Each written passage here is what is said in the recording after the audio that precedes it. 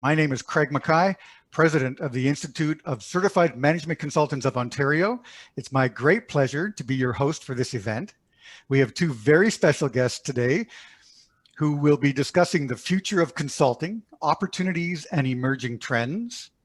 I will also ask them to take out their crystal ball and make some predictions on where consulting is going, the post-pandemic version. Thank you all again for joining us today, starting with Cara Wolf, CEO of Amylite Analytics, a she innovator with UN Women, recognized as Tectera's Women of Impact, Women of Inspiration, and nominated for RBC Entrepreneur of the Year in 2020. Cara is a CMC from Alberta. Howdy, Cara, welcome. Hello, nice to be here. Thanks for having me. And Nick Nanos, he's a data hound. He's also Chief Data Scientist and founder of Nanos Research. Nick's a regular on CTV Power Play. He's also the official pollster for CTV News, the Globe and Mail, and Bloomberg News in Canada. Hi, Nick. Welcome. Great to see you. You too. Okay, I've got 5 questions. All right, let's hope we can get them all in. Are you ready? Mm-hmm. Okay. It's been a year of drastic change and disruption. Some companies are busier than ever, some are not. Others are gearing up, reinventing themselves, pivoting and pushing on. Where do you see the future of consulting in all of this, Nick? Well, I'll tell you, I'm going to speak to the trends that I see and also the things that we've done as a firm, and share that with all of our colleagues on the call. So the one thing that didn't surprise us in terms of the future of consulting, and I won't spend a lot of time on it, is the what I'll say the accelerated trend to use technology. And this goes everywhere from I now have an artificial intelligence executive assistant because just before the pandemic, my assistant had to take time off for health reasons, and we were looking at hiring a replacement, and the pandemic happened, and we actually kind of replaced many of those functions, at least with an artificial intelligence service. So we had things like that, and also Zoom. So I'm not going to spend a lot of time talking about technology. I think the one change in terms of the future of consulting that was surprising for us, and this basically had to do with our initial reaction to the pandemic, because like everybody else, we didn't know what was going to happen. We were wondering what impact it would have on our revenues, whether our clients would be spending money. And what we decided quite early, and there's been a pretty good uptick, was to pivot from project-based work to retainers. And I think this is actually quite critical in terms of the future of the profession, and I'll say the business side of the equation. So what we did was we basically contacted our clients who we did projects and a number of projects with, and negotiated, in some cases, a 1, 2, 3, for one client, a 4-year contract with a retainer where we would get paid every quarter, and that they would be calling up our services. And what we found was that there was a significant amount of interest, at least in our clients, to move to a retainer basis. And what it did was it allowed us to have some certainty in terms of work and also revenue. So I put that on the table for my colleagues on the call when we think about the future of the profession.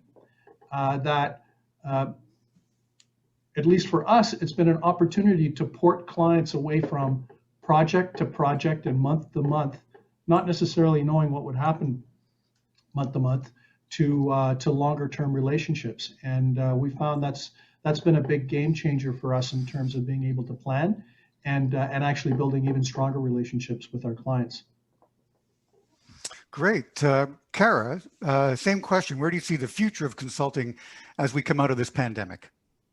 Well, I think the traditional way of billable hours, I think, has gone by the wayside. I agree with Nick about retainer and project-based, and we actually look for larger projects to give more certainty in revenue.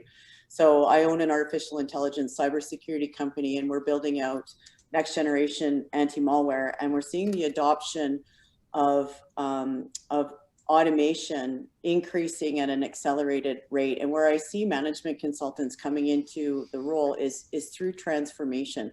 So we understand business transformation from a human perspective and not just a technology perspective.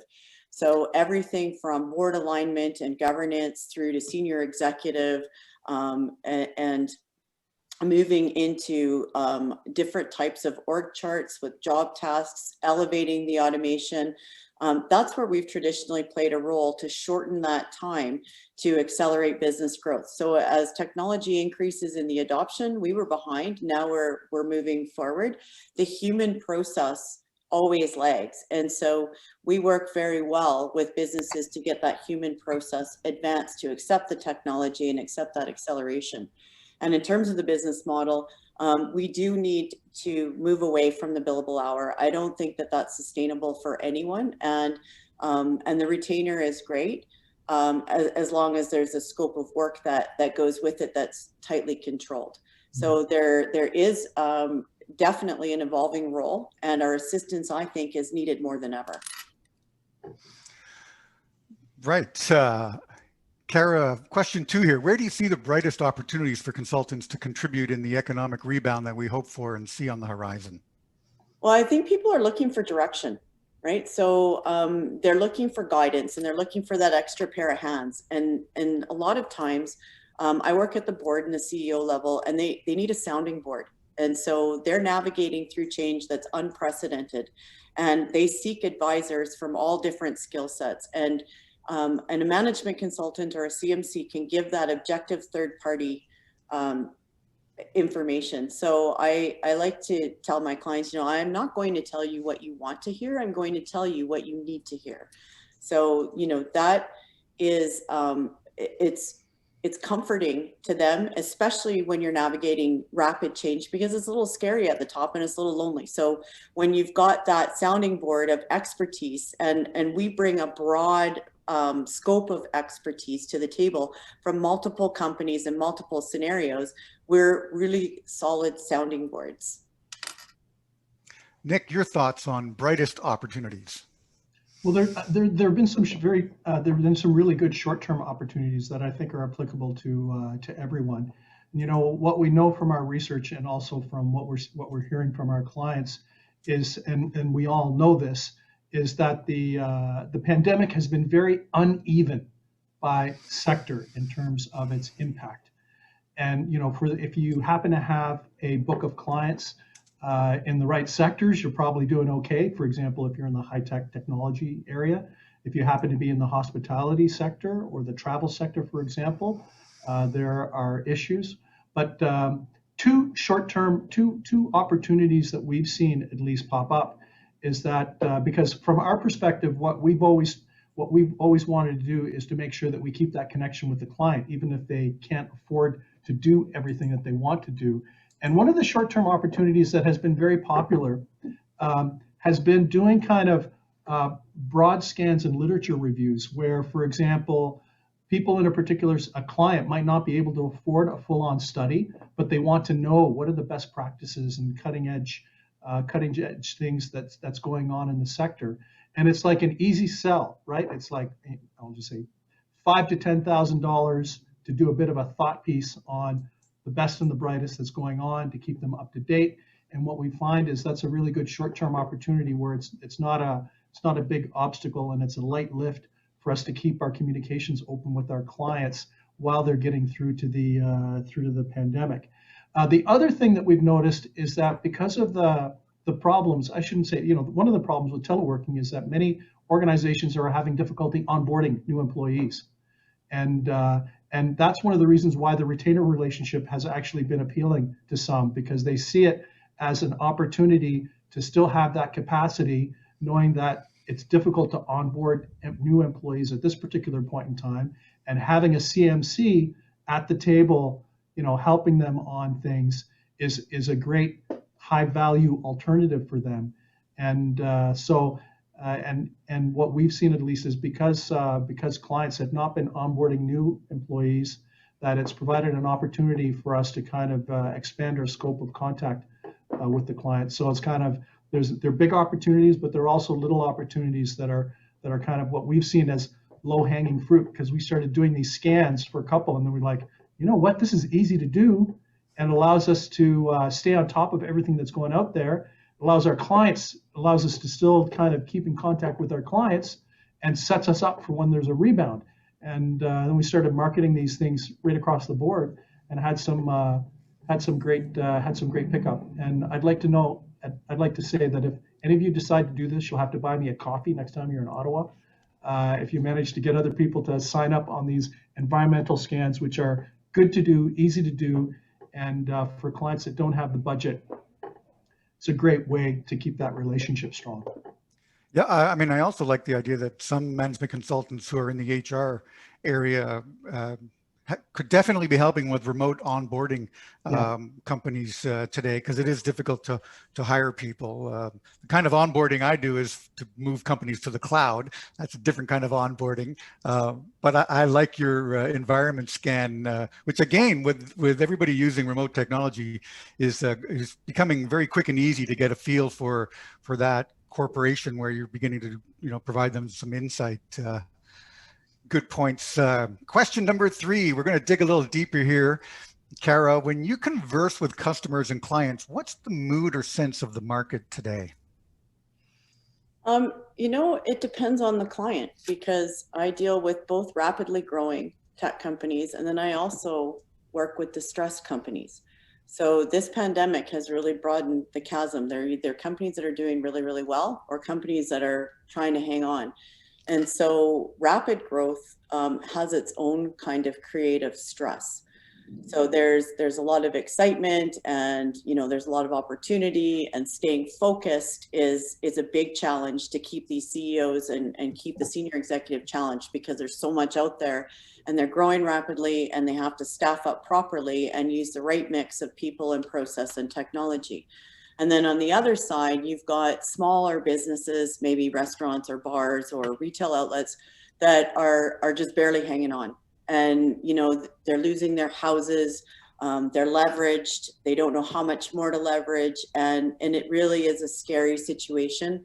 And in those distressed companies, that mood is quite scary for them. And so it's more of a comfort, and try to navigate that scary space so that they don't go bankrupt, and maybe they do have to close the doors. But from my days in banking, it really is kind of a tough love conversation there, to say, is it really worth losing your house and your family and everything else? Or, can you shut the doors and start something new? So I think it depends on the client situation. Those that are doing well, great, optimistic, couldn't be better. And then the other ones these are the darkest days. So it's kind of an extreme. Yeah, I think there is a mix out there. I hope it's leaning towards the positive now, but I know there's a lot of people and corporations and smaller retail in particular that are still suffering greatly from this shutdown we're going through. Nick, the mood or sense of the market today? So, I have the benefit, because we do a confidence index for Bloomberg News every week that goes to Bloomberg terminals to have some quantitative data.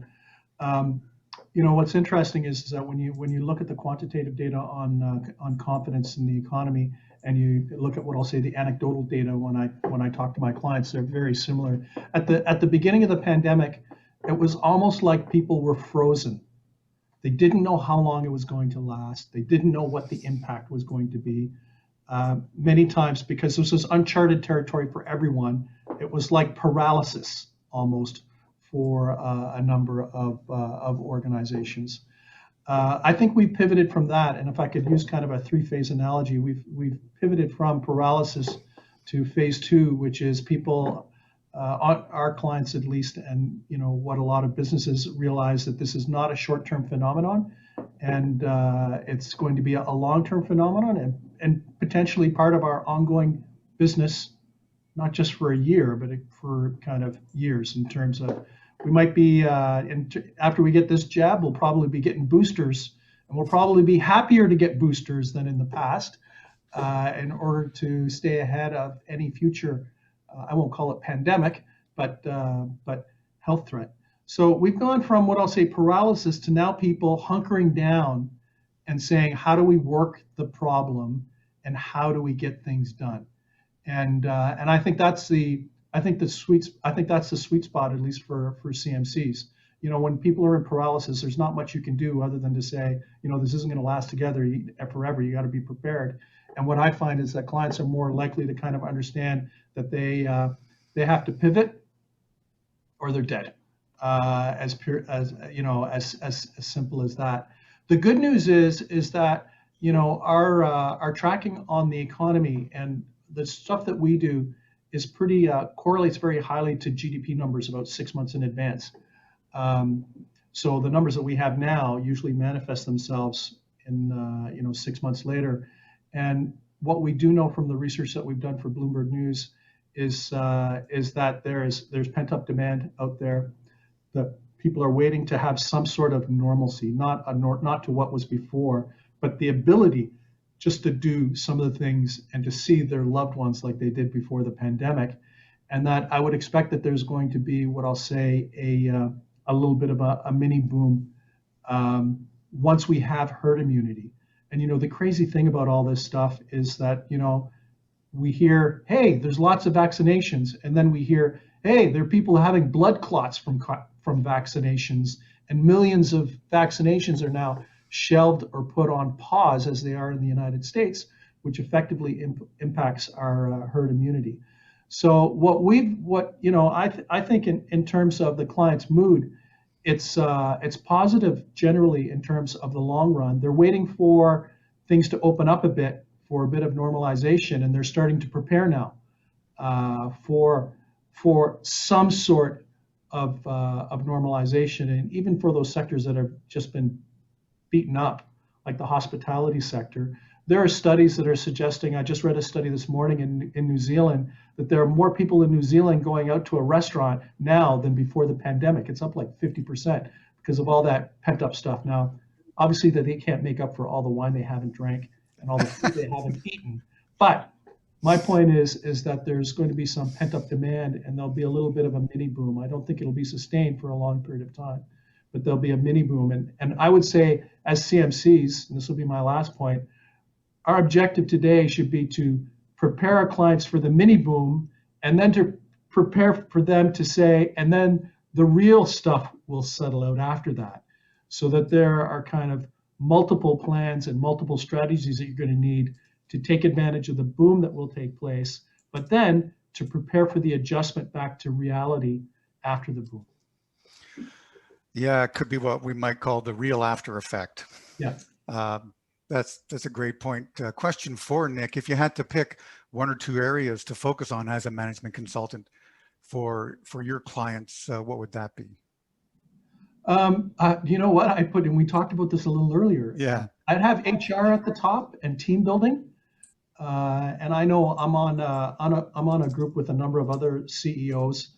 You know, we talk and we're spending our time talking as kind of leaders of teams to say, how do we keep our team motivated? How do we optimize work for the team?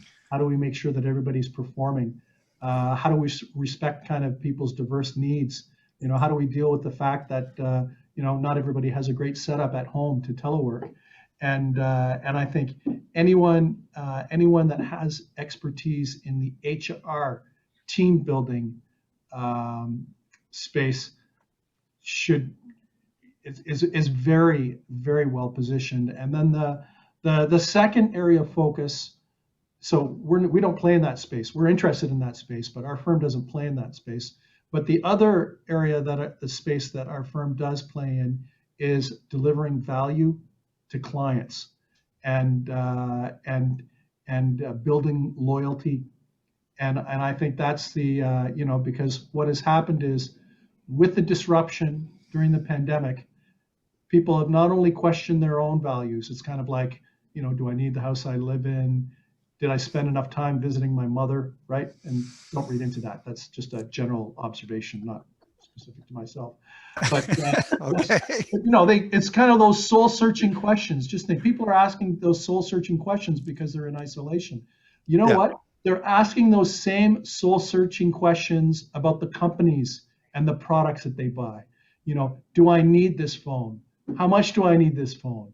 Do I need this service? What does it mean, the relationship, the consumer relationship I have with the companies that I deal with and that I love?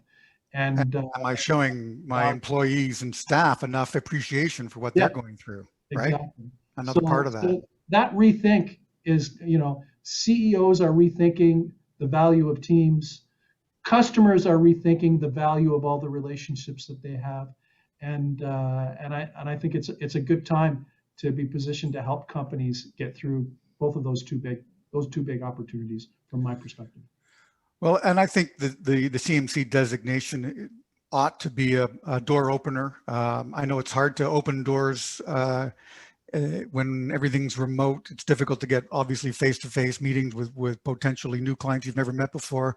I've told a lot of my colleagues, you know, you should be going back 10, 15 years to everybody you ever knew or had some business or, you know, solid relationship with, because trust may already exist so that you can move back into a client business relationship a lot easier in a remote environment. But Cara, on question number 4, over to you. 2 areas to focus on as a management consultant going forward. Globalization. So the Canadian market is too small. We live in a global world, and we need to be exporting our knowledge and our capabilities. Canadians are very well known for good business hygiene and good business practices, as well as building great product and providing great services. So we should be looking at expansion into the United States, into the UK, especially with our technology builds. We should take pride in building Canadian technology. So I think it's a build and a builder mode that we should be focusing on. How can we create more products? How can we create more services that are Canadian made? And then how do we sell that in a global market? Because, you know, our regions are just too small to sustain, and the rest of the world operates in a global market, and I think we lag behind in R&D and in the globalization. So I think those are 2 big key areas that we should be focusing on, and where management consultants can help is in product development, product creation, go-to-market strategies, globalization strategies. And I think that all comes part and parcel. And to your point about the whole reset, rethink, you know, where is our best opportunities? And maybe we've been quite complacent looking in our own backyards where we've been fed very well, and now we're not. And so now, you know, we need to hunt and we need to go farther. And I think we have an excellent opportunity. And as a CMC, we're recognized in 64 countries internationally. And, you know, in some of these bids, you have to be a CMC in order to even to be able to apply to play. And so if you go to the UK and you say, I'm a CMC, and they're like, wow, you are, you know, where in Canada, maybe they're like, well, what's a CMC again? So, you know, I think that by looking further, we can really leverage the international capabilities of our designation. And it's a great strength, I think, for us. Yeah, I've realized with the enhanced or remote world being basically forced upon us, doing work with people from anywhere, you know, I can bid on a job. It doesn't have to be in my backyard anymore. I can grab a consultant, pull that person in for 6 months on a job. They could be anywhere, as long as, you know, they're meeting my goals and my clients' project objectives. I think you're right. Globalization, we all have to keep our minds more open to that. As Canadians, we are well situated and well educated and well equipped to play a major role in world economics, and let's do it more and more. We shouldn't be shy. You know, we shouldn't take that Canadian "I'm sorry" role. Yeah. Okay, question number 5. I'm looking for bold predictions here for the year 2021 and maybe beyond, just so you don't feel, you know, like we're going to hold you to these predictions. Many well-informed people have made incorrect predictions. For example, Ken Olson, president of Digital Equipment Corporation in 1977, at a World Future Society meeting in Boston, in 1977, I said that already, right? He said, there's no reason for any individual to have a computer in his home. Okay, so I think that might have been a weird mistake. How about this prediction? We don't like their sound, and guitar music is on the way out. That was Decca Recording Company on declining to sign the Beatles in 1962.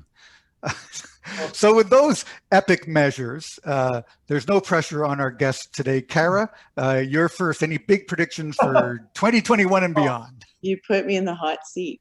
Global calamity. The stock markets are going to crash. The Chinese are taking over. No, I'm just kidding. I'm not a doomsdayer. I'm an optimist. Okay. I think that we're going to see more of the same. I think we saw a big, massive change this year. And we're going to see some of the ripple effects. And so everybody's done this big adjustment, work from home. We had to do, we've had to stay home. We've had to be schooled at home. And as this pandemic either recedes or increases, I think we're just going to continue to coast along. So I don't think we'll see a big rift or shift this year that we did last year. But I also I'm going to say that we're going to see more risk taking. And Canadians need to be taking more risk. So we've survived the work from home shift that we've been promoting to our clients for over a decade. And nothing happened. People still worked. We still have Teams. We found Zoom, and we found a way for business to go on, even though we had a massive crisis. And when we have a mass crisis, you see the best and the worst of everybody. And we saw, institutions that are notorious for status quo change like that. I watched the university shift to online in a matter of weeks, and it's taken decades to get them to even update curriculum. So, so it does happen. And now that change has force, and now everybody's kind of, okay, breathe, we're all right. We're okay. So we went from panic to breathe to like, okay, reset. Now we survived this. We have the confidence that we can survive devastation, and we didn't blow ourselves up in the process, and we're okay. So where can we go now? Like, let's have a breath, and then where do we go now, and how do we adapt and grow? So I'm going to say that we're going to see more people open to change and adaptive and not so afraid. Canadians are fearful, and so that fear, I think, is gone because we got it blown up. And I think we're going to see more adoption, new ideas, new markets, new technologies, braver frontiers, more pioneering spirit. And I think we're going to go exploring and realize that we can compete on the world stage and do very well. I like it. Nick, same question. And, I know things could change in a moment's notice. Yep. We're all living proof of living in a changing environment every day. But what do you see in your crystal ball?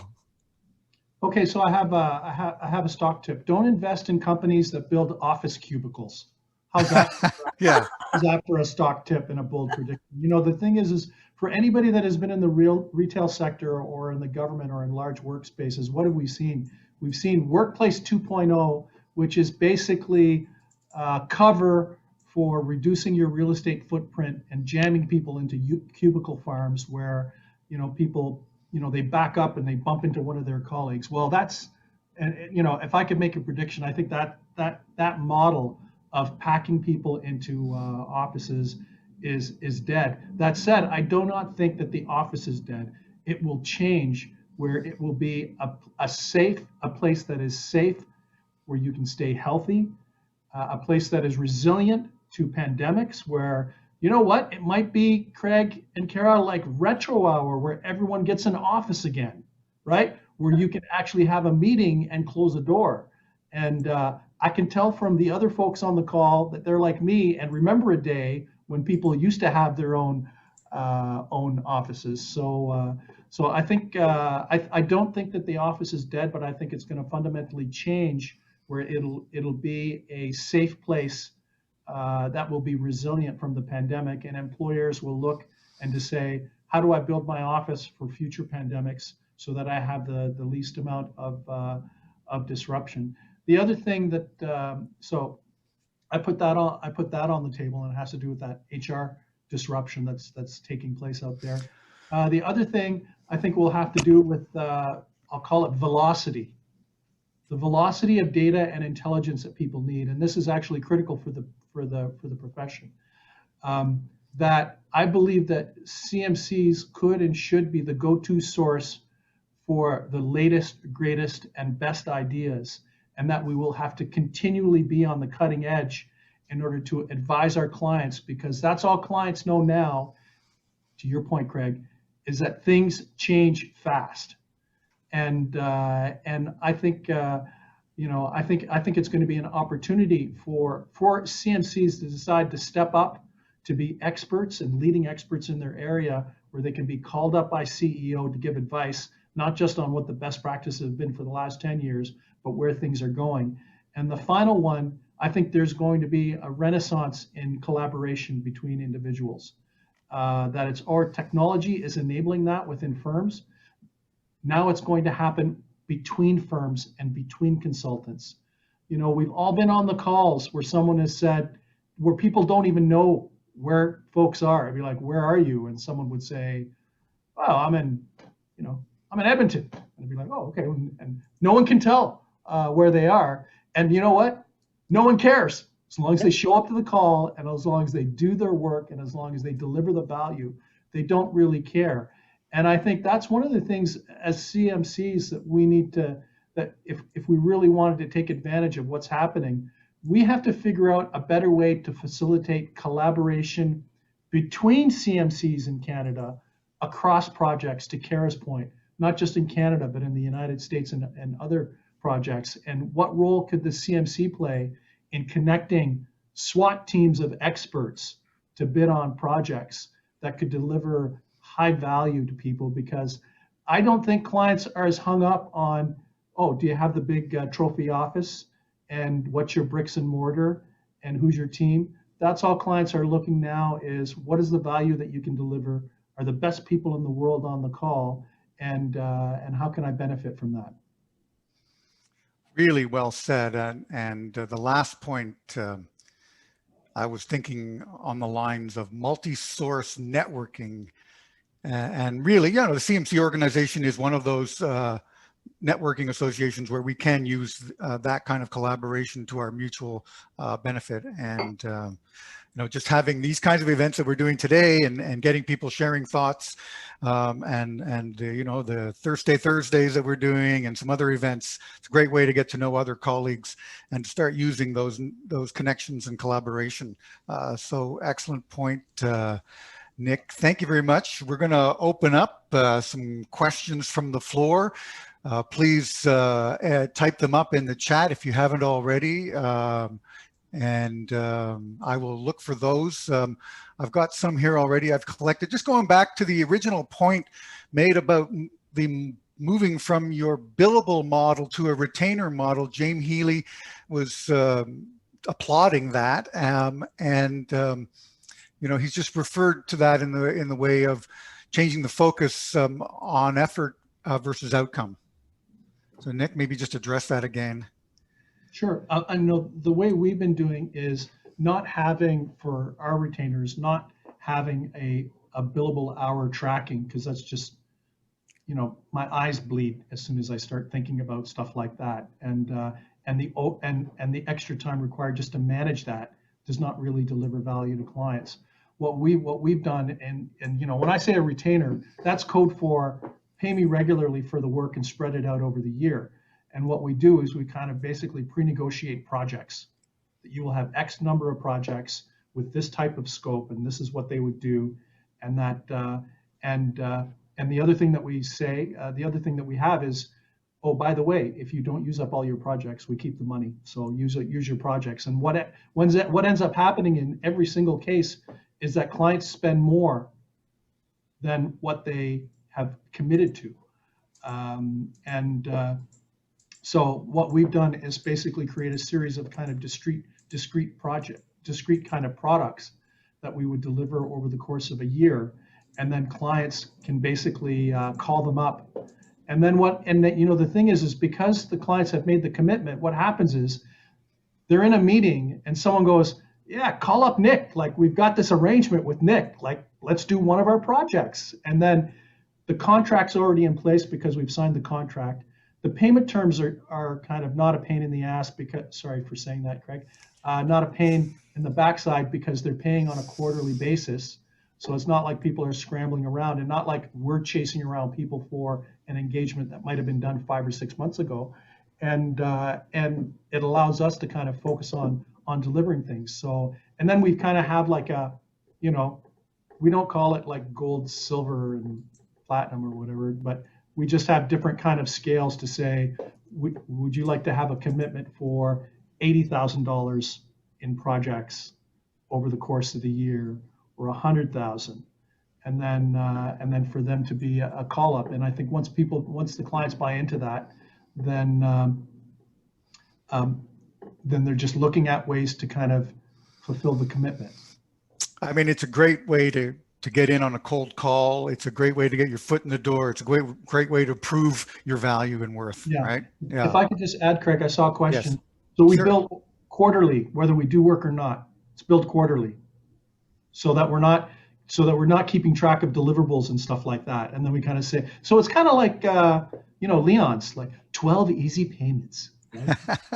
Only four. Payments. Just spread it out, and your accounts payable can look after it, as opposed to someone saying, can you please justify what you've done in the last 90 days? Because, the work is, everybody knows the work is uneven. There are some times that are busier than other times. So we smooth that out for them, and that provides kind of regularity, which is great from a business perspective. Sorry, that's it. Yeah, no, I mean, because it's a win-win on both sides, for the customer and for your business managing cash flow. Eileen Gordon's got a question. I'd like to have her present that question herself. Turn your microphone on, Eileen. Yeah, I'm here, Craig. Hey. Hey, thanks very much. Great presentation, Nick and Cara. I'm sorry I was a little late to things today. Even though it's COVID, the day sometimes gets away from us. Calls take a little longer. Anyways, I'm an independent management consultant. I work with other independents. I also work with mid-size and large professional services firms. But one of the questions I have when I put my independent hat on is what other or what additional marketing strategies should I be looking at and employing? And what kind of tactics should I be going after work? Because obviously, face-to-face conversations, dropping in for a coffee, having lunch, those are all going to be by the wayside for a while. So I was just wondering if Cara and perhaps Nick have a viewpoint on that. Cara? I don't know. I do a lot of work through LinkedIn. So I'm using social media a lot, where I didn't use it as much before. And I'm doing a lot of personal networking. So I'm building up my LinkedIn. I have about 9,500 followers. I post regularly, and I keep that up, and I try to find things of interest to post and repost. And then through that, I build my network. And then I'm old school, if I'm not a fit here, do you know somebody that is? So I go through their networks, and I'm doing a lot of first time, Zoom meetings, and that seems fine, but it's very old school for me. It's like, LinkedIn is a Rolodex, and I go through it and I do a search, and I think, okay, this is what I want. This is the industry. This is the target. And, it's just, not everything is new technology. Some of it's just old school, plain old knocking on doors and pounding the pavement. And that's how I use technology to get my new leads. And I'm now outside of Calgary. So I live in Calgary, and most of my stuff was in my backyard.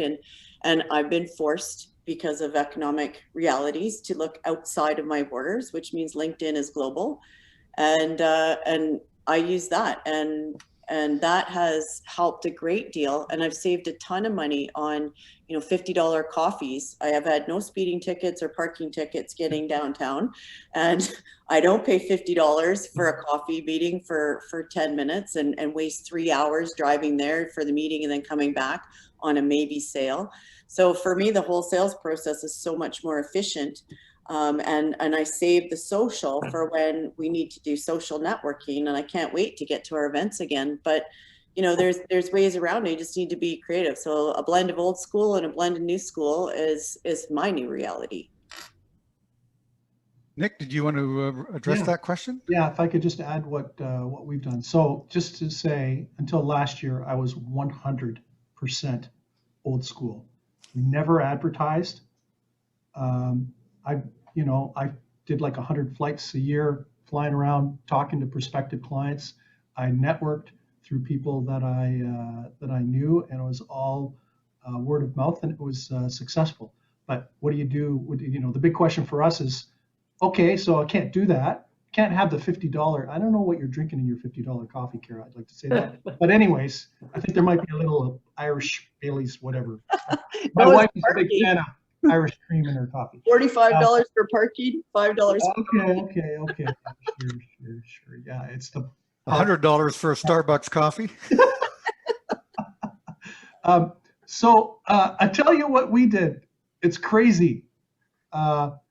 We started taking out Google ads. They're cheap, and you know what? It's kind of interesting because as a research firm, one of the things that we always do is research, and we research for a lot of clients, and we ask them how they heard about whoever our client is, and without exception, for a lot of these firms and a lot of these organizations, the first gateway is Google. When they're looking for someone and they don't know who to hire, right? They go to Google, believe it or not. Or, to Cara's point, they also go to LinkedIn, but Google more so. So, we decided, the crazy idea was, let's spend a couple $1,000. Let's spend a couple $1,000 a month doing Google ads and see what comes back. And of course, we can track our sales and we can track what the inquiries are and stuff like that. And it paid off well because we'd be picking up new clients, and I go, and whenever we'd have new clients, someone would say, "Oh yeah, I knew Sandra when we worked together at the thing, and now she's the president of this, and she's hired us to do a project." And I was like, "Oh, that's great. Now we have clients come in, and I go, "Does anybody know who these people are? Like, how did they get here?" And then it'd be like, "Yeah, Google ad. There's another Google ad." So not to diminish anything, but considering the cost of a Google ad, if you can have some type of compelling offering or hook, that it's really I would consider it a low cost way to advertise. And I would put, to Cara's point, I'd put LinkedIn ads in the same kind of category, where it's business to business, executive to executive, where people are more likely to look at that. That's how we've been actually picking up. We've been picking up more clients to the point where we're gonna spend twice as much to see if we get twice as much new work, because it doesn't always work that way. But of course, I'm in the experiment business where we run experiments. So it's like, okay, so if we spent this amount of money, we got this amount of revenue. Let's try spending double that and see whether do we get any more revenue, or have we kind of saturated things. So that's been our response, because there's no more, I haven't had a coffee with a client since the pandemic, and I haven't seen a client since the pandemic. Clients are not going to be coming to my office. No one's asked for me. No one's asked to see me. So, it's just, we've been looking at alternatives, at least to generate new opportunities. And through that experimentation, you can fine tune where those Google ads are going to come up. Yeah, or right? LinkedIn ads, absolutely. Yeah, and the LinkedIn ads, right? Or LinkedIn. both? Yeah. LinkedIn ads, yeah, okay, all right.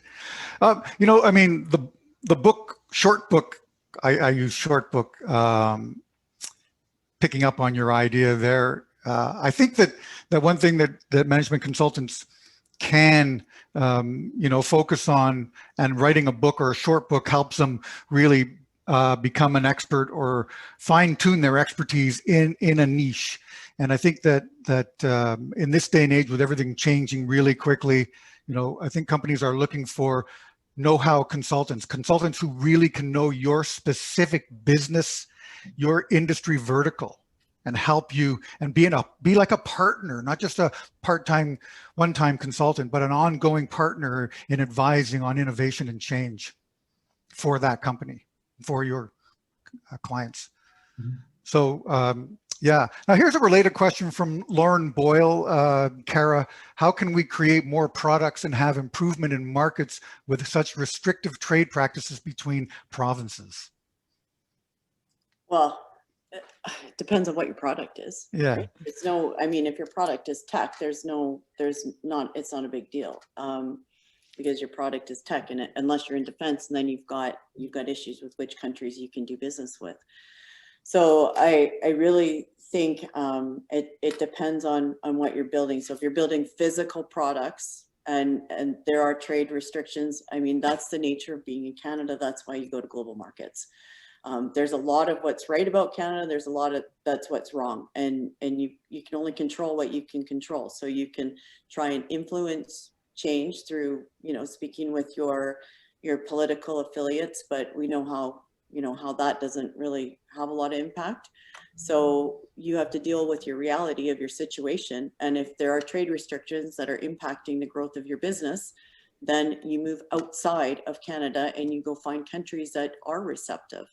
So that's one. The other thing is to make different products. So if you've capitalized all the market share that you can get and you can't grow any bigger and you want to grow bigger, then you're going to have to make new product and you're going to have to introduce it to new markets, or you stay status quo. So the decision is a business decision. It's not necessarily because of these restrictions. It's like, do I want to grow?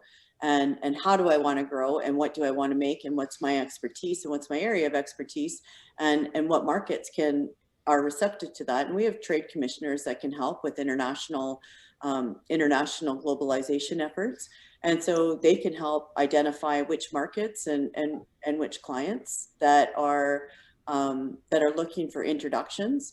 And we're getting more and more known out there, and it's much faster to market. So I'm getting asked by trade commissioners all the time, I need this, I need that, I need this. Do you know anyone?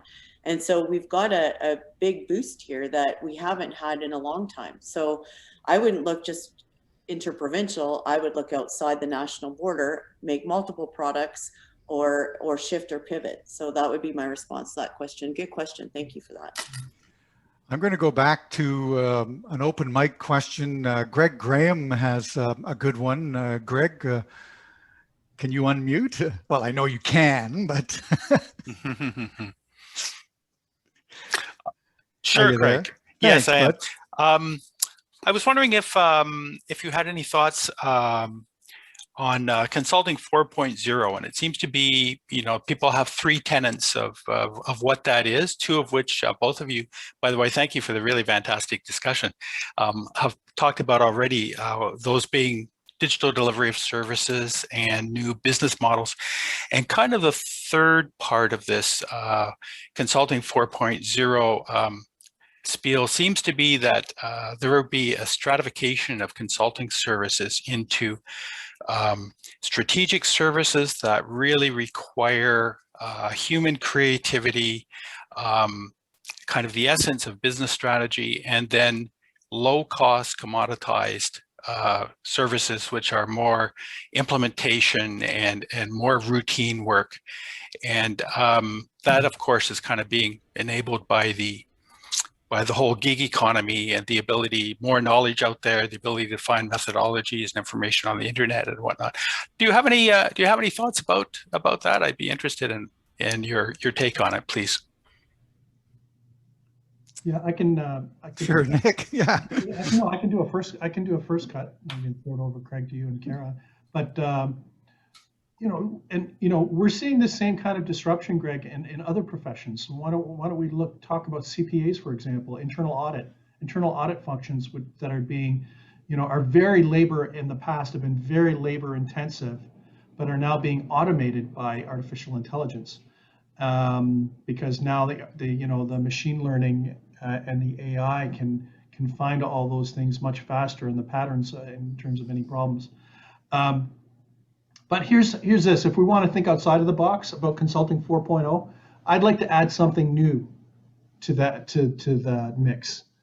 And I would like to say that, and I will admit what I think other people won't admit, that whenever I get a contract, I want to keep as much of it for myself. And I think that model is out the door. I think the new model is going to be collaboration where, and I'll just say this. So say, for example, and this speaks to globalization, that if I have a client that is doing something in Alberta, I'm going to pick up the phone or the Zoom and call Cara. I go, Cara, I got a client. Okay, here's what I got.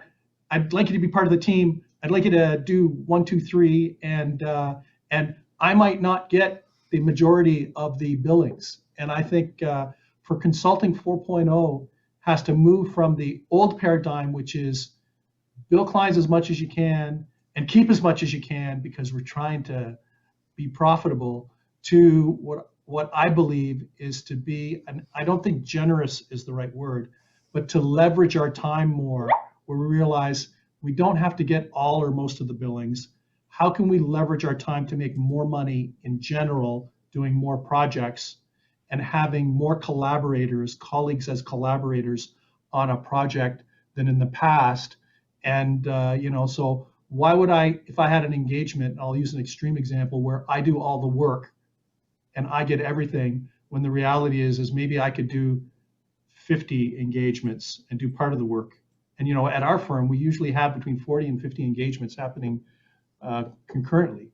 So I think Consulting 4.0, we've got to let go of the old model where we're trying to hoard all the time and the money to ourselves and collaborate with others, knowing that if I collaborate with a colleague, next week they'll call me for something that I would have never even thought about or had a chance to get.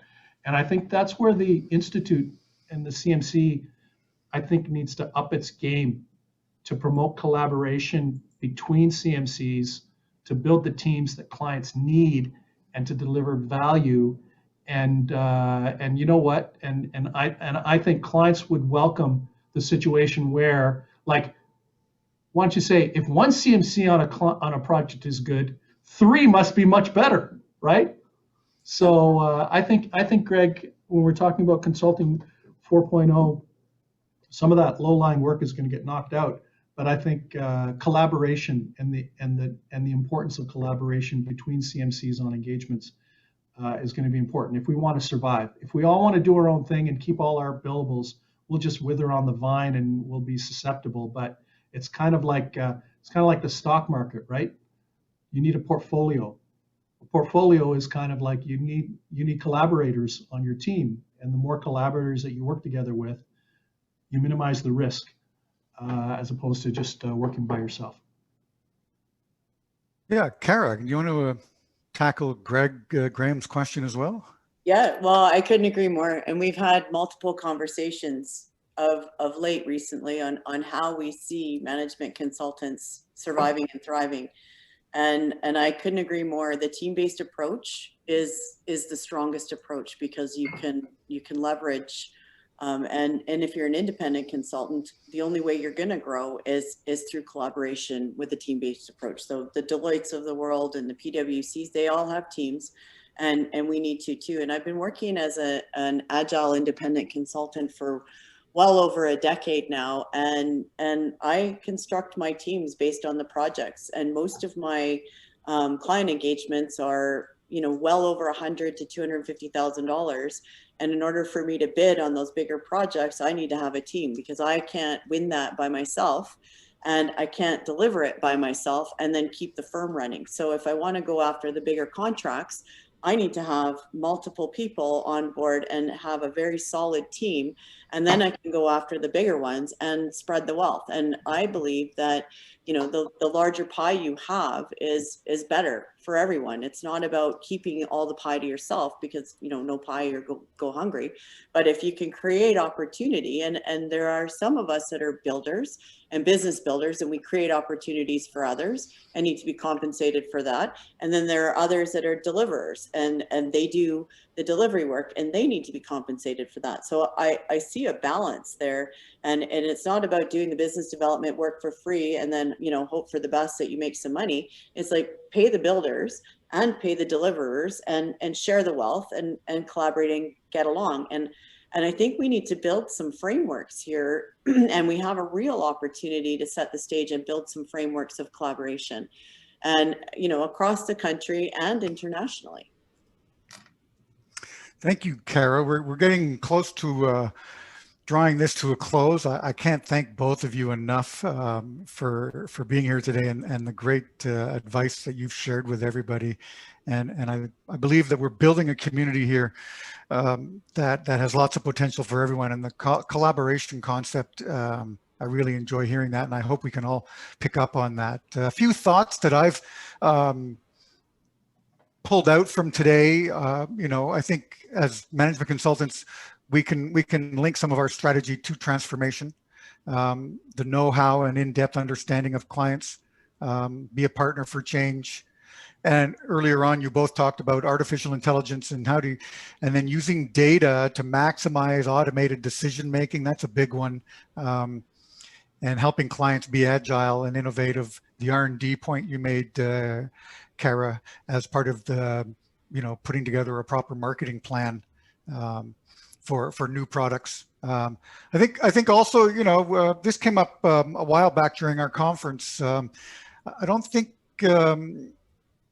it's a bad thing to fail as long as you're trying to do something. So if you want to help your clients be agile, they need to realize that fail fast is actually a strategy. That's just something that I wanted to communicate. And most important, I think working together, creating multi-source networks, mutual beneficial collaboration agreements, a great point, Nick. So here's my simple predictions, guys, from my crystal ball. Okay, this didn't take much to figure out.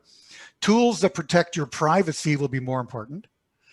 Home improvements are going to cost more. But linked to that, supply chain will become a household word. And for consultants in the supply chain business, I think there's going to be some opportunity. And business ties, and music from the 1980s will become more popular. Your book will use me if you're going to diss ties, I'd like to say. Right. So thank you very much, Nick, Nanos, and Cara Wolf for being our guests today. You have been fantastic. The insights have been excellent. We will send out an email to everybody to let you know when today's recording will be available. We will provide social media contact information for both Nick and Cara. Join us next month on May 12th for an exciting session on women in consulting, doing it differently. My advice for today, by the way, if you get offered, take your vaccination. Be safe, be smart, be wise, be honest, be fair, be active, be cool. Have a great day. Cheers, everyone. Thanks, guys. That was great. Wonderful. Thanks for having us.